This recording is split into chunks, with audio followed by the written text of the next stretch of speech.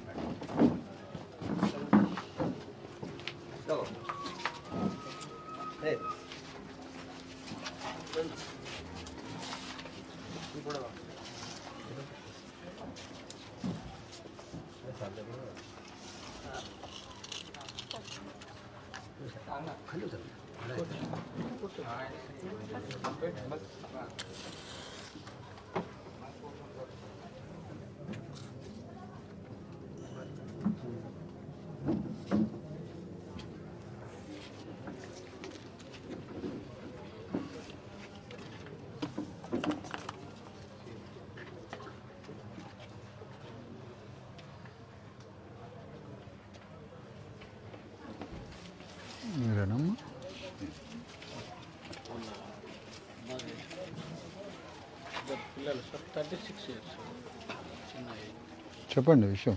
ఎవరు వీరు? అంటే కోడే గోవింద్ వల్ల వైఫ్, ఇద్దరు చిన్నపిల్లలు, 36 సంవత్సరాలు సార్. కౌలు రైతు. దిగుబడి అంత రాక అప్పులు ఎక్కువైపోయి ఆత్మహత్య చేసుకున్నారు. గవర్నమెంట్ నుంచి కూడా ఎటువంటి సహాయం అందలేదట సార్. అంతే. కోడే గోవింద్ అనే వ్యక్తి కౌలు రైతు. ఆయనకి రావాల్సిన సహాయము సహకారం లేక, గిట్టుబాటు ధరలు లేక, వ్యవసాయం చేయలేక, ప్రభుత్వం నుంచి ఒక్క పైసా రాక చచ్చిపోయాడు ఆత్మహత్య చేసుకుని. ఆ వాక్యం బలంగా రావాలి. నాకు నన్ను తీసుకొచ్చినప్పుడు ఆ వాక్యం బలంగా రావాలి.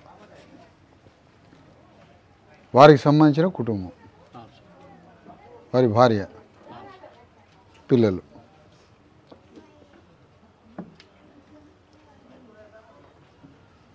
ఈ రాజ్యంలో ఇంతకన్నా దారుణమైన సంఘటన ఇంకోటి ఉంటుందా? ఇంతకన్నా ఘోరమైన ఈ రాజ్యంలో సిగ్గుచేటు. ఈ రాజ్యానికి,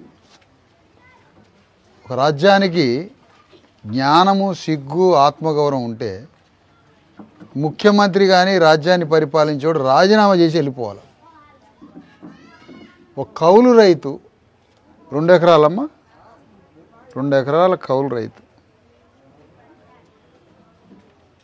వ్యవసాయం చేయలేక, ఓ పైసా సహాయం చేసేవాడు లేక, పంట గిట్టుబాటు ధర లేక, ఒక మనిషి, 2 బిడ్డల, చిన్నారి ముద్దు బిడ్డలు, 5 సంవత్సరాలు లేవు పిల్లలకి, చచ్చిపోయాడు. ఈ ప్రభుత్వానికి సిగ్గు శరం ఉందని అడుగుతున్నా. ఇప్పుడు ప్రతిపక్ష పార్టీ వాడు వచ్చిండు అడిగి, ఈ రాజ్యానికి ప్రతిపక్షం ఉందా? ఏం పార్టీ అది? పార్టీ పేరు వచ్చిందా? బీజేపీ వచ్చిందా? ఇప్పుడు ప్రతిపక్ష నాయకులు వచ్చిండ్రా అంటున్నా? రారు. ఎందుకు రారు? ఆత్మహత్యలు చేసుకునేది కూడా బీసీ, ఎస్సీ, ఎస్టీలే. అగ్రకులాల రైతులకి ఇన్కము భూమి ఒకటే కాదు, వాడికి 100 రకాల ఇన్కములు ఉంటాయి, వ్యాపారాలు ఉంటాయి. తర్వాత ల్యాండ్ మీద పెట్టిందే రావాలనుకోడు ఆయన. అది ఒక ఆయుధం, లాస్ట్ ఆప్షన్. ఆయన 10 రకాల ఇన్కమ్ సోర్సులు ఉంటాయి కాబట్టి వాళ్ళు చావరు. అగ్రకుల రైతులు చావరు. సచ్చినా కోటికి ఒకళ్ళు చేస్తారు. అణగారిన వర్గాల రైతులు వీళ్ళు. వందరి మరాఠీ కుటుంబం, అట్టడుగు వర్గం. ఈ అట్టడుగు వర్గంలో ఈ కటిక పేదలు, ఈ చిన్నపిల్లలు కలిగిన పిల్లలున్నా కూడా ఆత్మహత్య చేసుకున్నాడు. ఈ రాజ్యానికి సిగ్గుచేటు. ఈ దేశాన్ని పాలించేవాడు, ఈ రాష్ట్రాన్ని పాలించేవాడు ఈ ఆత్మహత్య చేసుకున్న ఈ సంఘటనతో వాళ్ళ యొక్క రాజ్యంలో పరిపాలించే పదవికి రాజీనామా చేసి నైతిక బాధ్యత వహించి రాజీనామా చేయాలి. వ్యవసాయ మంత్రి రాజీనామా చేయాలి. ఈ జిల్లా కలెక్టర్ వచ్చిండు ఇక్కడికి, చెప్పండి అయ్యా. కలెక్టరు ఈ కుటుంబాన్ని దర్శించడానికి రాలే. మన ఆదర్శ కలెక్టర్ ఎవరికి వచ్చింది పదవి బాధ్యత? ఆదిలాబాద్ కలెక్టర్ చేశారు. ఎందుకు వచ్చింది ఆదర్శ కలెక్టరు? ఈ కుటుంబాన్ని చూసినందుకు వచ్చిందా? ఏమన్నా ఇంత ఆర్చి కట్టించిండు ఆడ ఉట్నూరులా, దానికోసం ఆదర్శ కలెక్టర్ వచ్చింది. ఈ కుటుంబాన్ని చూడడానికి కలెక్టర్ ఎందుకు రాలేదని ప్రశ్నిస్తున్నా. ఈ కలెక్టర్ ఎందుకు రాలే? గుండెలు అవిసిపోయే విషయం ఇది. దారుణ పోయేది కూడా కంట తడి పెట్టుకునే సంఘటన ఇది. ఎందుకు రాలే కలెక్టర్? ఎందుకు రాలే? ఎంఆర్ఓ వచ్చిండా? ఏమిచ్చిండు ఆయన?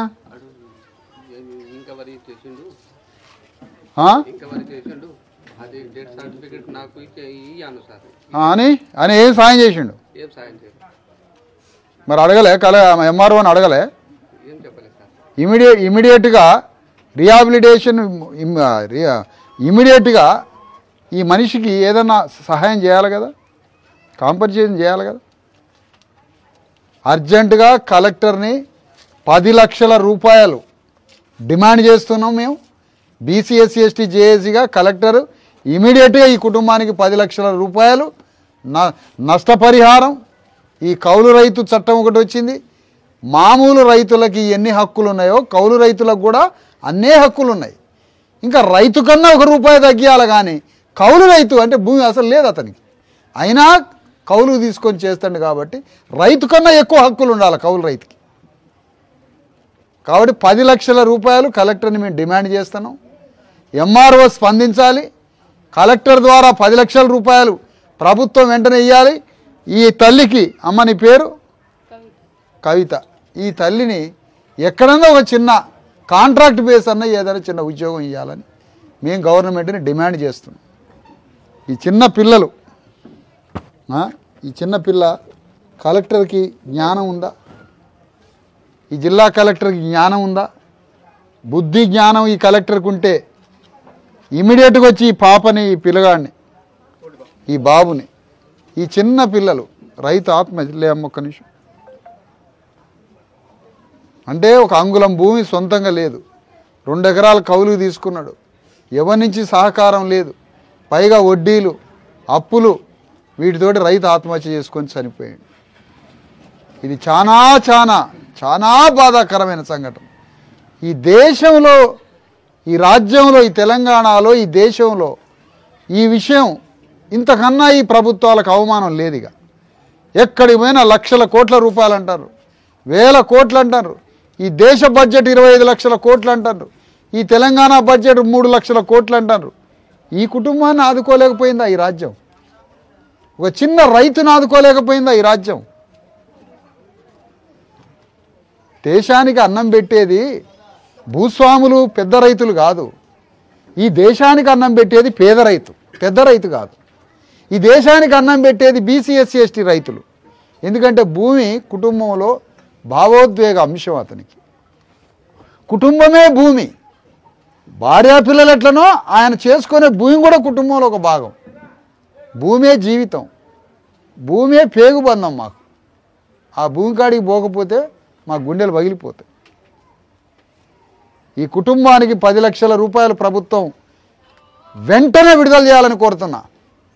లేదంటే అమ్మా ఆ ఎంఆర్ఓ ఆఫీసు ముందు, కలెక్టర్ ముందు దండేసుకొని కూర్చుందాం మనం. 10 లక్షల రూపాయలు ప్రభుత్వం ఇచ్చిందాక ఈ ప్రభుత్వాన్ని వదిలిపెట్టదు. ప్రభుత్వం వెంటనే 10 లక్షల రూపాయలు ఇచ్చే విధంగా ఈ కుటుంబాన్ని తీసుకుపోయి లక్ష్మణ్ గణేష్ పోరాటం చేయాలి. ఈ గ్రామ కమిటీ బీసీ ఎస్సీ ఎస్టీ ఇన్ని 100 మంది వచ్చిండ్రు. తల్లిదండ్రులు అమ్మ పుస్తలు వృద్ధులు తల్లిదండ్రులు.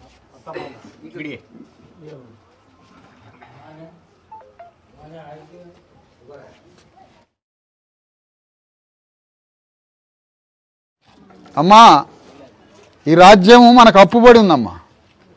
ఈ రాజ్యమే అప్పుబడి ఉంది. ఈ అగ్రవర్ణ సమాజమే అప్పుబడి ఉంది. మన కూలీతో, మన చెమటతో, మన రక్తంతో, మన శ్రమతో ఈ సమాజం మనకే అప్పుబడి ఉంది. ఇది ఆత్మహత్య కాదమ్మా, ఈ రాజ్యం చేసిన హత్య ఇది. ఈ గవర్నమెంట్ చంపేసింది. ఏ సహకారం అన్న ఉన్నట్టయితే, అయ్యా నేనున్న గవర్నమెంటు, నువ్వు వ్యవసాయం చేయి, నీకు ఎన్ని లక్షలు కావాలంటే నేను సహకరిస్తా, నువ్వు పండించిన పంట గిట్టుబాటు ధర ఇస్తా, నువ్వు చేసిన అప్పులు నేను తీరుస్తా, నీకు కావాల్సినంత సహాయం చేస్తా, నువ్వు వ్యవసాయం చేయి, అని ఈ గవర్నమెంట్ చెప్పుంటే సస్తడా? చెప్పనా? చావడు. అంటే ఎవరి నుంచి పైసా సహాయం లేదు మనకి. ఎంత భయపడి ఉంటే ఆ చనిపోయే ముందు ఈ బిడ్డల గురించి ఎంత ఆలోచించి మదనపడి గుండెలు అవిసిపోయి చచ్చి ఉంటాడు, ఎంత ఆలోచించి ఉంటాడు. ఈ సంఘటనలు ఏంటంటే బువ్వదిన బుద్ధి అయిద్దా, నిద్రపో బుద్ధి అయిద్దా?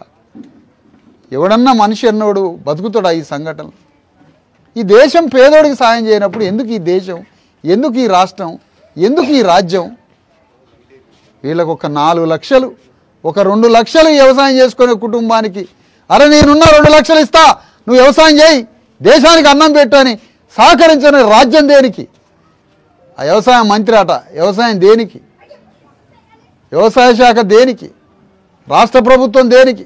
రేవంత్ రెడ్డి నేను డిమాండ్ చేస్తున్నా, ఇవాళ రాష్ట్రంలో ప్రతిపక్షం లేదు. తెలంగాణలో బీసీ ఎస్సీ ఎస్టీ జేఏసీగా ఏర్పడ్డ లక్షల మందితో ఏర్పడ్డ మేమే ప్రతిపక్షం. మేము డిమాండ్ చేస్తున్నాం ఈ కుటుంబానికి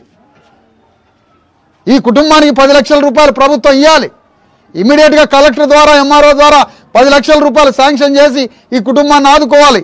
ఈ చిన్నారులకి మంచి రెసిడెన్షియల్ స్కూల్లో చేర్పియాలి. తండ్రి లేని లోటు లేకుండా ఈ బిడ్డల్ని ప్రేమతో ప్రభుత్వం చూసుకోవాలి. ఈ తల్లికి ఏదైనా కాంట్రాక్ట్ బేస్ మీద చిన్న ఏదన్నా ఒక ఉద్యోగం పెట్టితే ముందు ఆ మనాది నుంచి బయటికి వెళ్ళింది. దీని మీద పోరాడాల గణేష్. ముందే చెప్తున్నా, ఈ పని అయిపోయేంత వరకు మన రాజ్యం మీద పోరాడి వీళ్ళకి సహాయం చేయాలి. సహాయం కాదు, ఇది డిమాండ్. గవర్నమెంట్ చేయాల్సిన బాధ్యత. దీనికోసం గ్రామంలో అందరం పోరాడాలి తండ్రి. ఈ సమస్య ఇంకో కుటుంబానికి రావద్దు, ఈ బాధ మరో కుటుంబానికి రావద్దు. తప్పకుండా ఈ ఆత్మహత్య చేసుకున్న ఈ అణగారిన పేద బక్కచిక్కిన ఈ కౌలుదారు రైతు అతని ఆత్మ శాంతించాలంటే, పైన ఉన్న అతని ఆత్మ శాంతించాలంటే కనీసం ప్రభుత్వం 10 లక్షల రూపాయలు ఎక్స్గ్రేషియా నష్టపరిహారం ఇవ్వాలి. ఇమీడియట్గా ఎంఆర్ఓ ఒత్తిడి చేయాలి. కలెక్టర్ వచ్చి ఈ కుటుంబాన్ని సందర్శించాలి. కలెక్టర్ ఈ కుటుంబాన్ని సందర్శించి ఇవ్వాలి. లేదంటే మేమే కలెక్టరేట్ కాడికి పోయి కాంపెన్సేషన్ కోసం, నష్టపరిహారం కోసం ఒత్తిడి చేస్తాం. ప్రభుత్వం మీద పోరాడతామమ్మా. మీ కుటుంబానికి మేము అండగా ఉంటాం. మాకు సహాయం చేసే ఆర్థిక స్థితి మాకు లేకపోవచ్చు, కానీ మా గుండె, మా హృదయం మీకోసం విలపిస్తుంది, మీకు అండగా ఉంటుంది, మీతో పోరాడుతుంది. మీకు నష్టపరిహారం వచ్చేంత వరకు మీతో ఉంటాం. మీరు జరిగిపోయింది సంఘటన, జరిగిందమ్మా సంఘటన. కానీ ఇప్పుడు నీ మీద బరువు బాధ్యతలు ఉన్నాయి. ఈ బిడ్డల్ని పెద్దవాళ్ళని చేయాలి, గొప్పవాళ్ళని చేయాలి, వీళ్ళని ఎదిగించాలి, డాక్టర్లను చేయాలి, ఇంజనీర్లను చేయాలి, కలెక్టర్ని చేయాలి. పెద్ద స్థాయిలో ఈ పిల్లల్ని సాదుకోవాలి నువ్వు. కానీ నువ్వు అధైర్యపడితే ఈ పిల్లల్ని పెంచలేవు. నువ్వు అధైర్యపడద్దు, ధైర్యంగా ఉండు. మేము అందరం ఉన్నాం, ఊరంతా ఉంది, మేము ఉన్నాం. నువ్వు ధైర్యంగా నిలబడు. ఇవాళ మేము ఆర్థిక పరిస్థితి ఇంకో పరిస్థితి ఇవాళ చిన్నగా ఉండొచ్చు, కానీ రేపు నీకు సహాయం చేసే స్థాయిలో వస్తాం. పిల్లల్ని మాత్రం గట్టిగా చదివించాలి. నువ్వు ధైర్యంగా నిలబడాలి. నీ మీద బాధ్యతలు ఉన్నాయి. నీ మీద పెద్ద బాధ్యత ఉంది. పిల్లల బాధ్యత ఉంది, కుటుంబంలో పెద్దల బాధ్యత ఉంది.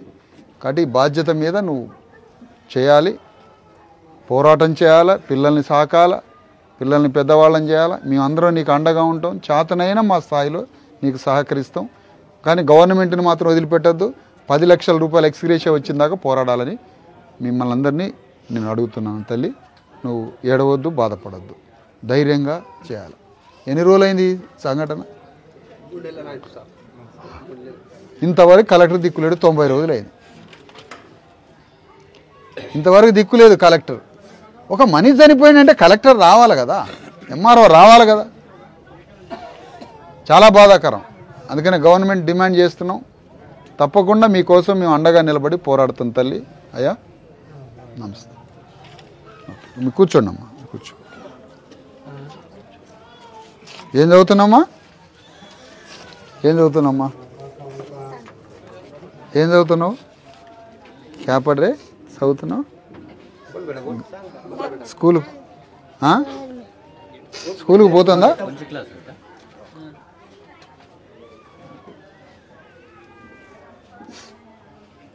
ఓకే.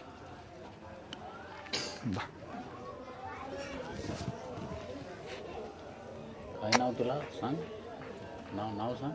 अनुष्का अनुष्का. तुमचं नाव काय बेटा? स्नेहित స్నేహిత్. మళ్ళా మనం వద్దాం ఈ ఊరు ఆ? గణేష్ నేను 100% చెప్తున్నా, మనం గవర్నమెంట్ నుంచి తీసుకొచ్చేంత వరకు యుద్ధం చేయాల్సిందే. ఇలాంటి పేదవాళ్ళకి లొంగదు ఈ ప్రభుత్వం. వాళ్ళని మెడలుంచి పోరాటం చేయాలి. ఆ?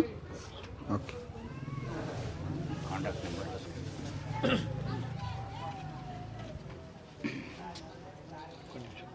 తల్లికి ధైర్యం చెప్పండి అమ్మ. రండి రండి మాట్లాడండి కాసేపు. కూర్చోండి, మీరంతా కూర్చోండి. మీరు కూర్చోండి, జిల్లా కమిటీ అంతా కూర్చోండి. కూర్చొని మాట్లాడండి. బయట కూర్చున్నాం. వాళ్ళు కూర్చో అక్కడక్కడ బయట.